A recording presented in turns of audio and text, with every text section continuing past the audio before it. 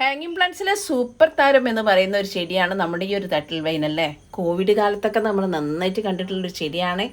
അപ്പോൾ ഈ ഒരു ചെടി നമുക്ക് ചെറിയൊരു തുമ്പ് കിട്ടിയാൽ മതി കേട്ടോ. നമുക്ക് പിന്നീട് എല്ലാ ചട്ടിയിലേക്കും ആക്കിയെടുക്കാൻ പറ്റും. കാരണം പെട്ടെന്ന്, അതായത് ഓരോ ചെടിയുടെയും ഇതിലും വേരുള്ളതാണ് കേട്ടോ. ഓരോ തുമ്പിലും വേരുള്ളതാണ്.